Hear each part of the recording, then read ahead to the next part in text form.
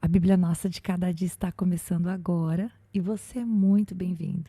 Hoje nós vamos meditar no Salmo de número 92. E se você é novo por aqui, como que funciona esse canal? Todos os dias nós meditamos em um capítulo da Palavra do Senhor.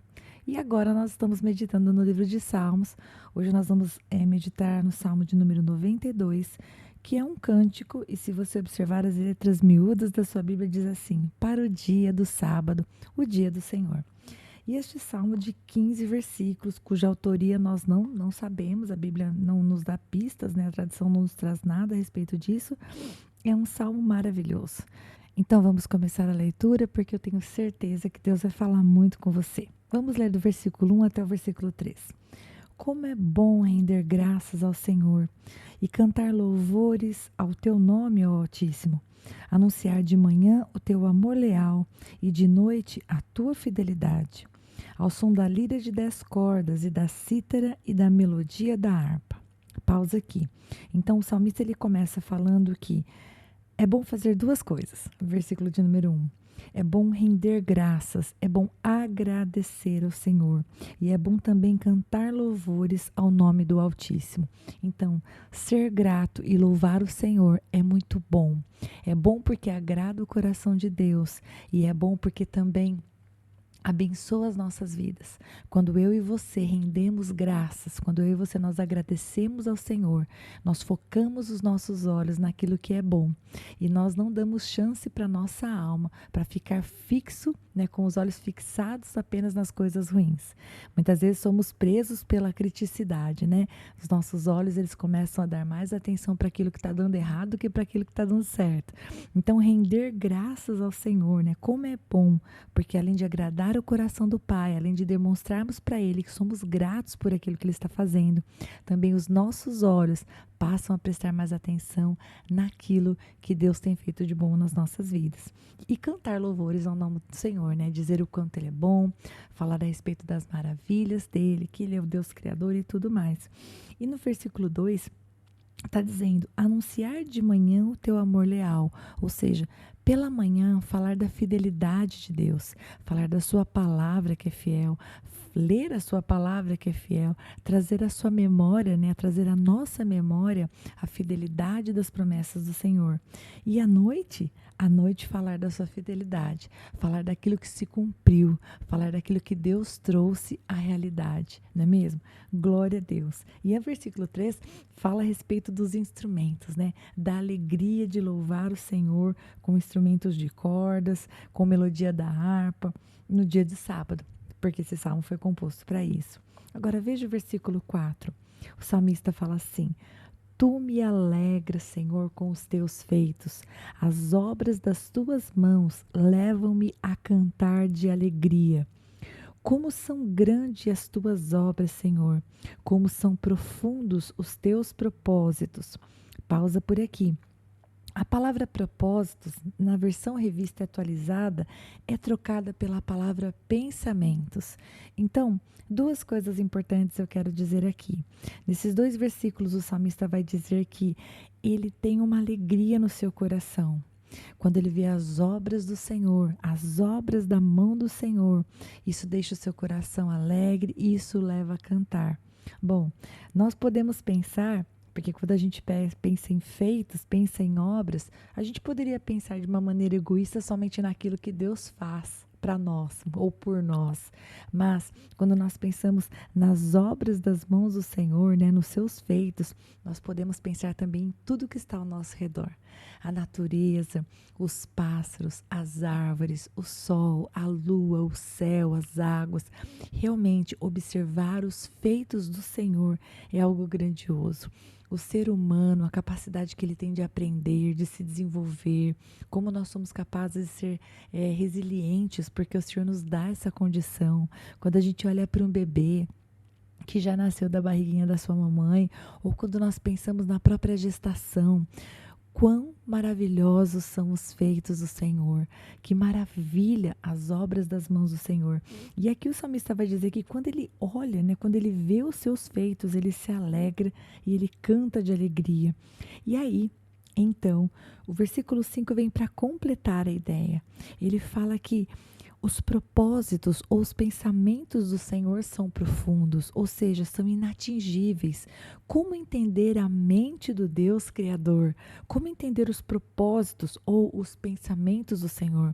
Porque quando a gente para pensar em cada obra das mãos do Senhor, em cada um dos seus feitos, são coisas grandiosas demais.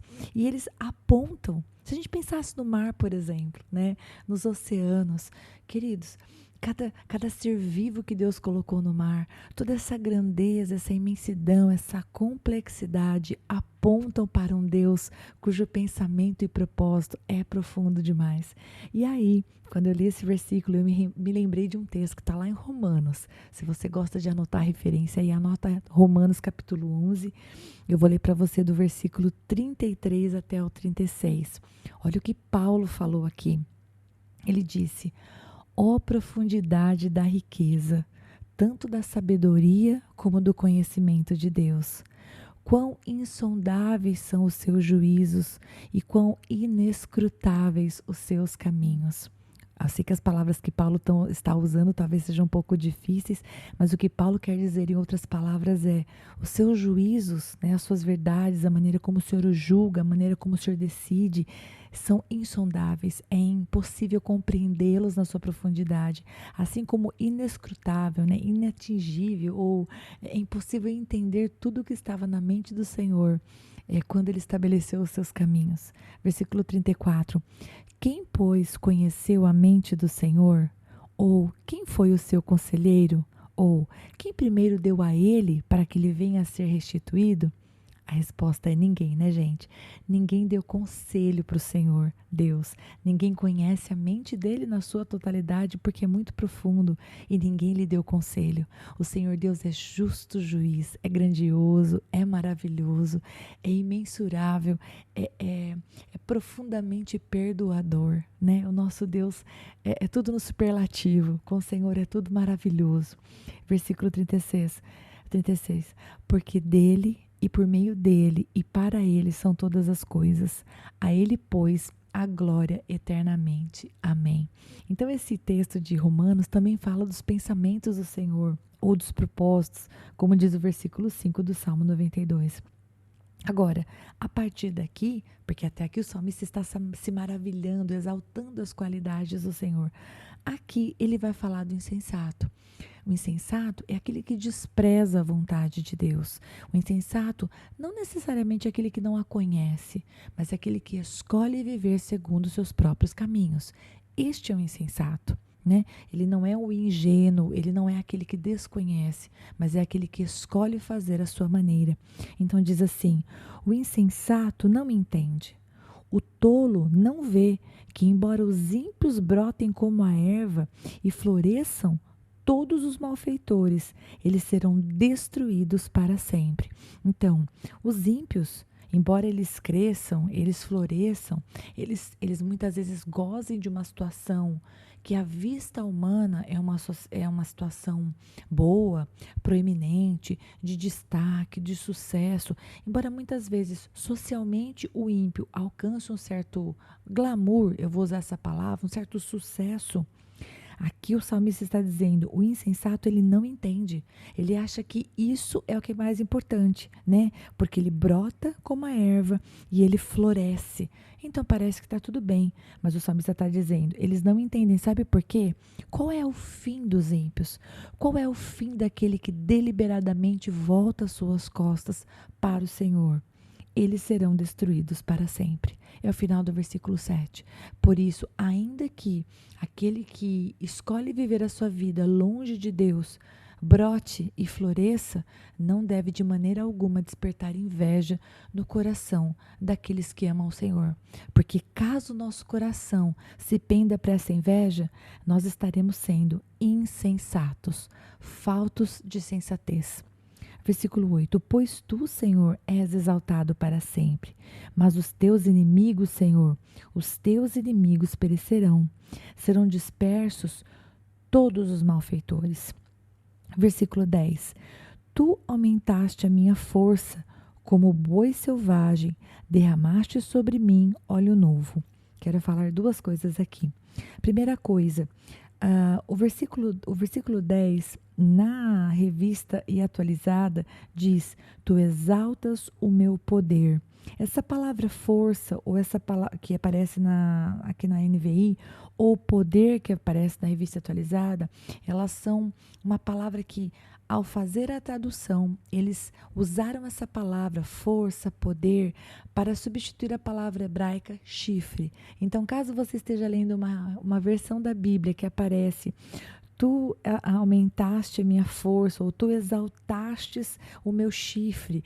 Não está falando de chifre no sentido de um chifre de animal, mas está falando de força, de poder. O chifre tem essa conotação, né? Por isso foi substituído por essa palavra, né? Como o do boi selvagem, ou seja, o chifre do boi selvagem se refere a quê? A força, a poder, a defesa, a ataque, né? A domínio. E diz aqui: derramaste sobre mim óleo novo. E quando eu li aqui óleo novo, meus queridos, eu me lembrei de uma brincadeira interna que nós temos aqui em casa, né? Às vezes, quando as crianças fazem alguma coisa que me aborrece, eu falo para o Senhor em voz alta: Senhor, me unge com óleo novo. Só que, na verdade, eu não falo óleo novo, eu falo óleo fresco, que é a referência que a gente encontra na Almeida Revista Atualizada. Porque eu já tinha lido esse texto antes, né? E eu já tinha lido sobre o óleo fresco. O óleo fresco, gente, é a unção nova. Então, quando eu falo aqui em casa: Senhor, me unge com óleo fresco, é porque eu estou precisando que o Senhor me traga um óleo novo, né? Porque alguma coisa me aborreceu, eu preciso de uma unção nova. Mas essa é uma brincadeira interna daqui de casa, viu, gente? Só compartilhando com vocês. E só quero fazer uma observação, se você gosta de fazer anotações e se você está sentado, tá aí com a sua Bíblia aberta. Quando fala de chifre, de força, de poder, como eu falei para você aqui no princípio do versículo 10, anota aí, porque no Salmo de número 89, versículo 17, essa mesma troca da palavra do hebraico de chifre para força ou para poder foi feita. Quando a gente meditou no Salmo 89, eu te falei isso. Volta lá se você não se recorda, ou faz uma anotação na sua Bíblia, se você gosta de fazer as suas anotações. Vamos continuar? Os meus olhos contemplaram a derrota dos meus inimigos, os meus ouvidos escutaram a debandada dos meus maldosos agressores. Aqui esse versículo ele é colocado no passado. Então, o salmista está dizendo que o Senhor, ele cuida de nós quando nós temos inimigos que se levantam contra nós. E o Senhor, ele faz com que os inimigos saiam em debandada, os inimigos fujam, né? Os agressores que são maldosos, que se levantam contra nós, eles fogem. Não porque nós sejamos fortes, não porque nós sejamos capazes, não porque nós somos uma ameaça, mas porque o Deus Todo-Poderoso que vai à nossa frente é aquele que faz com que os nossos inimigos batam em retirada, em nome de Jesus. É Ele que faz com que os nossos inimigos experimentem a derrota. Ele é o Deus que julga as nossas causas. Ele não apenas coloca um óleo fresco sobre a nossa cabeça para nos ungir para as lutas, para a batalha, para nos trazer renovo, mas também para nos trazer descanso. E aí, meus queridos, olha que parte maravilhosa que começa agora. Como eu gosto de textos que falam sobre a velhice, que falam sobre nós termos força apesar dos anos passados. Olha só, versículo 12.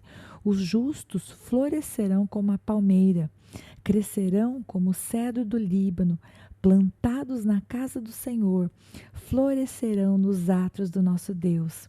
Mesmo na velhice darão fruto, permanecerão viçosos e verdejantes, para proclamar que o Senhor é justo.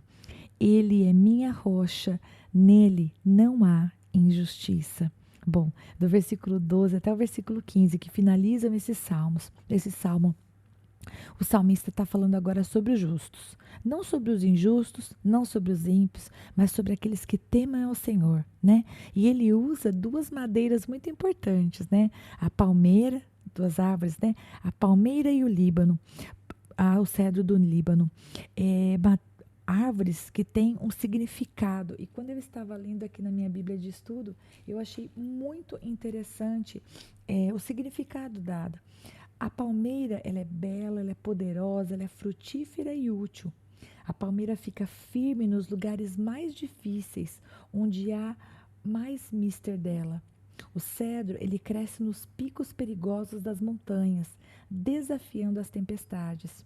Isso nos aponta para o fato de que o cristão não deve buscar uma vida fácil, né? Ou que ele deve estar firme apesar de viver situações difíceis. Porque aqui vai dizer que os justos eles vão dar flor.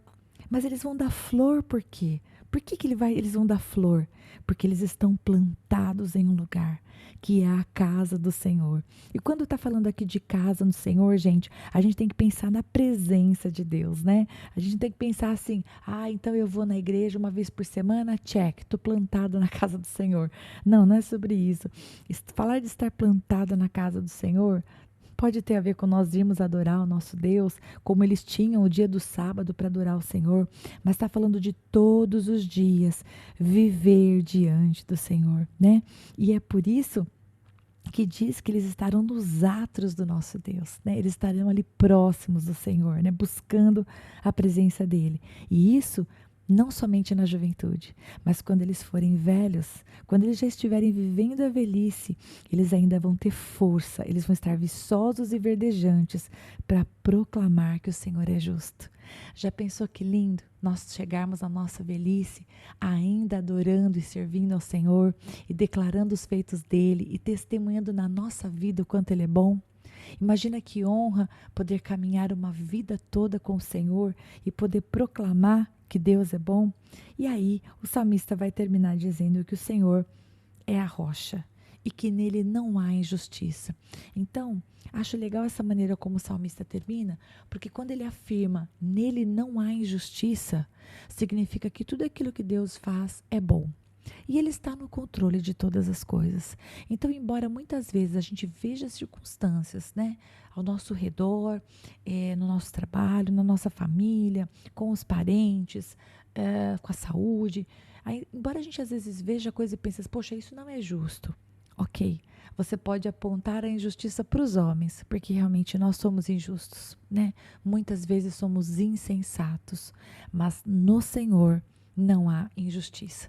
Então a maldade que se levanta contra as nossas vidas, ela é com certeza a atitude de pessoas más, que estão sendo usadas pelos seus próprios corações para fazer o mal, para tirar vantagem, porque Deus ele é justo. Nele não há nem sombra de maldade, de iniquidade, de pecado ou de injustiça. Bom, eu acho que enquanto eu fui fazendo a leitura, eu já fui aplicando ali nas nossas vidas, mas eu penso que se fosse para de maneira rápida resumir, este salmo é para dizer que os pensamentos do Senhor são realmente profundos e nós podemos confiar em Deus, porque se nós ficarmos na presença dEle, se nós buscarmos viver a nossa vida de acordo com a vontade dEle, Ele vai estar conosco todos os dias, nos momentos fáceis, nos momentos difíceis. Ele que é justo, Ele vai ser a nossa rocha, com R maiúsculo, o lugar onde nós podemos colocar os nossos pés e estar firmes, inabaláveis, para toda e qualquer circunstância. Deus abençoe muito você e eu te espero, se Deus quiser, para nós meditarmos no Salmo de número 93. Até lá, Deus abençoe.